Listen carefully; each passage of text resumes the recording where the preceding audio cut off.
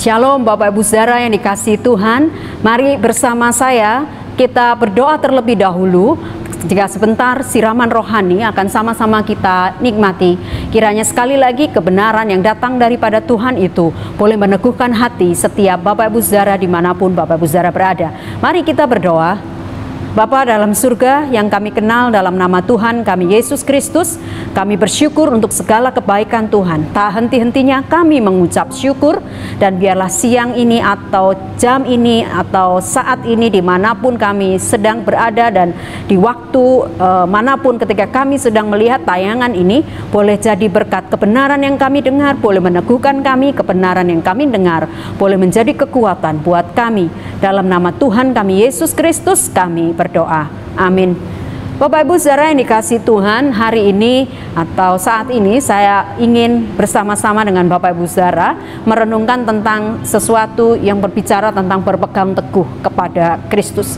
Bicara berpegang teguh, kalau kita punya sesuatu yang berharga, tentu kita juga akan memegangnya erat-erat. Kita akan memegangnya dengan seluruh kekuatan dan tenaga kita, dan kita tidak akan melepaskan itu jika kita menganggap itu adalah sesuatu yang berharga dan penting.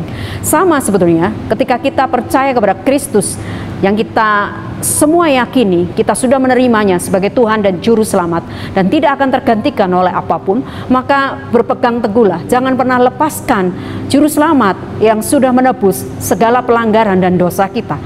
Bapak Ibu Saudara, dalam Roma 10 ayat 17, Bapak Ibu Saudara, bicara tentang berpegang teguh kepada Tuhan, berpegang teguh kepada Kristus itu adalah diawali dengan ketekunan kita sebagai orang percaya di dalam Tuhan. Roma 10 ayat 17 berkata demikian, iman itu timbul dari pendengaran, dan pendengaran oleh firman Kristus. Yang membuat kita boleh tetap berpegang teguh kepada Tuhan adalah ketika kita menyediakan diri dan hati kita dan telinga kita untuk dengar-dengaran terus akan kebenaran firman Kristus. Karena itulah sumber kekuatan kita yang mendatangkan iman, pengharapan. Karena kalau kita tidak mendengar akan kebenaran firman itu setiap waktu, maka dengan mudah kita akan tumbang oleh banyaknya persoalan yang harus kita selesaikan dalam hidup kita, yang seringkali menguras energi, menguras tenaga kita. Bapak Ibu Saudara, menjadi orang Kristen itu tidak mudah. Sekali lagi, Bapak Ibu Saudara, dalam pengikutan kita di dalam Tuhan, kita sebagai orang Kristen ada kesadaran diri bahwa kita sudah lahir baru, kita sudah diselamatkan, kita percaya bahwa kita sudah hidup yang baru, yang lama sudah berubah. Dan menjadi Kristen itu gak bisa karena juga ya karena memang aku Kristen sejak lahir atau karena terpaksa. Kekristenan yang benar adalah kekristenan yang mengalami perubahan sebuah karakter sebagai bentuk perwujudan iman di dalam Tuhan Yesus.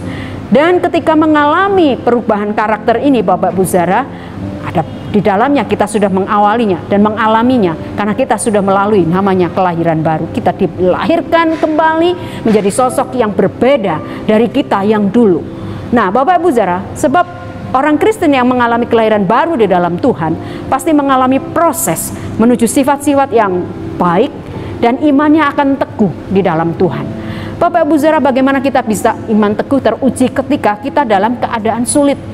2 Korintus 11 ayat 23 sampai 29. Di sana dikatakan bahwa orang Kristen yang lahir baru pasti iman dan pengenalannya kepada Kristus akan semakin bertumbuh. Memang ini tidak mudah. Sekali lagi, kita ketika berhadapan dengan sesuatu di hidup nyata kita, mungkin sesekali kita akan mengalami yang namanya putus asa juga. Tapi tidak berhenti begitu saja, kecewa dan kemudian menyalahkan Tuhan. Enggak bisa, Bapak Ibu Saudara. Orang yang lahir baru, ia tetap akan tahu bahwa hidupnya akan berhadapan dengan yang namanya putus asa juga satu kali. Tapi dia tidak pernah mau menyalahkan Tuhan, sebab ia tahu ketika ia tetap berpegang teguh kepada Tuhan, sekalipun rasanya hampir membuatnya putus asa, bahkan mungkin dia sempat satu kali bisa putus asa, tapi dia bangkit kembali karena dia tahu kebenaran firman yang meneguhkan tiap hari itu yang membuat dia kuat menghadapi segala sesuatunya. Bapak Ibu Saudara, orang Kristen yang sungguh yang berpegang teguh kepada Tuhan adalah ketika dia tetap bertahan di dalam keadaan sulit. Nah, Bapak Ibu Saudara yang dikasihi Tuhan, kita contoh Rasul Paulus ya, sebagai seorang penginjil yang militan menurut saya, yang luar biasa. Dia mengalami memang kesulitan Rasul Paulus rasanya kita belum sampai ke situ rasanya. Kalau kita mau bicara jujur Bapak Ibu Saudara, Rasul Paulus mengalami yang namanya kesulitan dan penderitaan dalam pelayanan, mempertahankan iman dan juga komitmennya tetap melayani Tuhan Yesus tidak pudar sampai akhir hayatnya. Itu tidak gampang. Bagaimana kita semuanya sepakat dan kita bisa melihat perjuangannya sebagai seorang yang sudah lahir baru dan dia adalah orang yang berpegang teguh kepada Kristus. Sulit Bapak Ibu Saudara.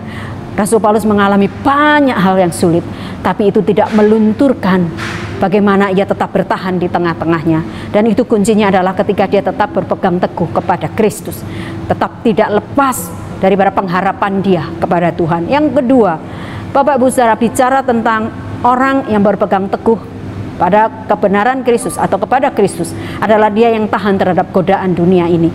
Matius 4 ayat 1-11. Ketika Yesus mempersiapkan diri untuk pelayanannya, Yesus melakukan puasa yang cukup lama Bapak Ibu. Dan demi kemuliaan Bapaknya di sorga, Yesus mempersiapkan semuanya dengan baik, mempersiapkan dengan sungguh-sungguh dan sempurna. Bahkan ketika mendekati akhir dari persiapan pelayanannya, kemanusiaan Yesus tetap berpegang teguh kepada Bapa di sorga. Bagaimana tidak Bapak Ibu Saudara, ketika dia mempersiapkan itu, dia juga sebagai manusia biasa, dia juga mengalami yang namanya rasa lapar dalam masa-masa dia mempersiapkan diri itu. Nanti Bapak Ibu Saudara bisa lihat dalam Matius 4 ayat 3 dan 4. Yesus mengalami kelaparan karena memang berpuasa sekian lama. Pada umumnya manusia kalau nggak makan pasti lapar. Demikian pula Yesus dalam kemanusiaannya. Tapi kemudian Yesus bertahan ketika iblis datang untuk menggagalkan pelayanan dan persiapan Yesus dengan menawarkan, kalau bisa batu ini kamu ubah jadi roti. Tapi kemudian Yesus berani menepis segala sesuatunya itu, karena Yesus tahu bahwa dia sedang memuliakan dan sedang berpegang teguh kepada Bapaknya yang di surga. Maka godaan ini tidak akan melunturkan imannya di hadapan si iblis yang menggoda dia. Yesus nggak tertarik, padahal kita setuju Yesus bisa merubah batu, merubah apa saja kalau dia mau. Tapi dia bisa lakukan, tapi dia tidak mau lakukan itu. Dia tepis godaan iblis yang pertama untuk mengubah batu menjadi roti. Kemudian Yesus juga diuji saat itu, ayat 6 dan 7 dalam Matius 4. Yesus diuji oleh iblis ketika iblis mengetahui bahwa mungkin yang ini bisa melunturkan atau bisa menggoyahkan Yesus dalam persiapan pelayanannya, yaitu ketika iblis berkata, Yesus suruh loncat aja dari tempat yang tinggi itu, dan kemudian pasti karena dia Tuhan Allah, dia pasti tidak akan celaka, kira-kira begitu. Tetapi Yesus tetap fokus.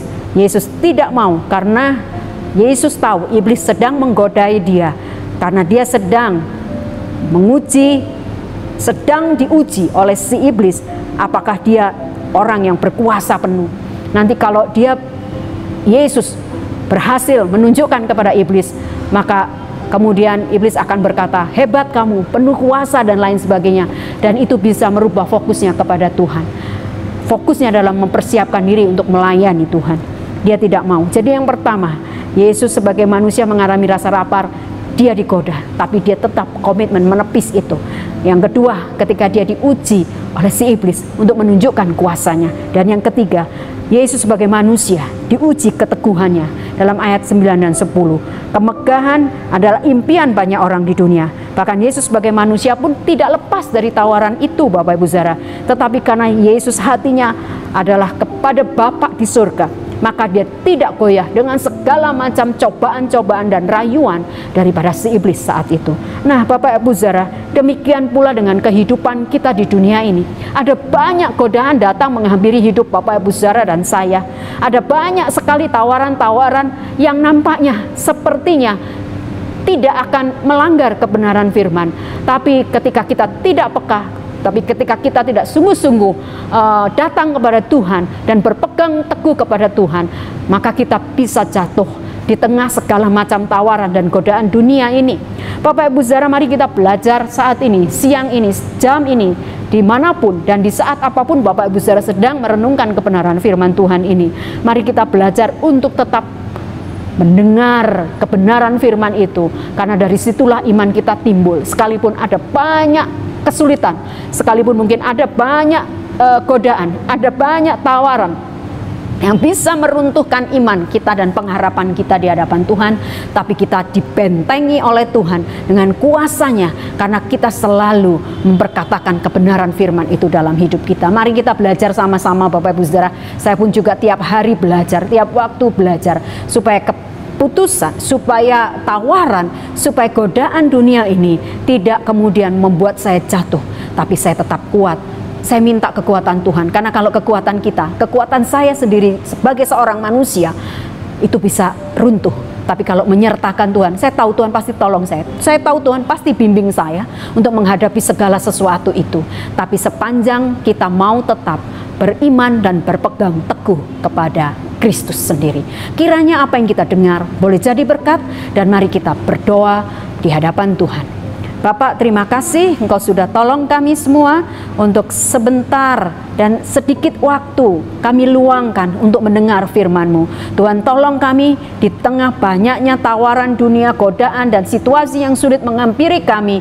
Kami percaya bahwa Tuhan akan menolong kami supaya kami punya kekuatan dan kami tidak melepaskan kekuatan berpegang terus kepada Kristus.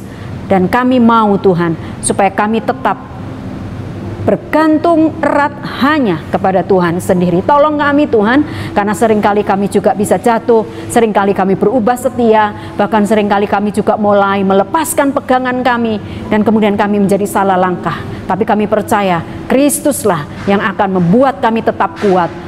Iman, pengharapan kami tetap kuat karena kami terus berpegang kepada Engkau melalui pendengaran akan firman setiap waktu.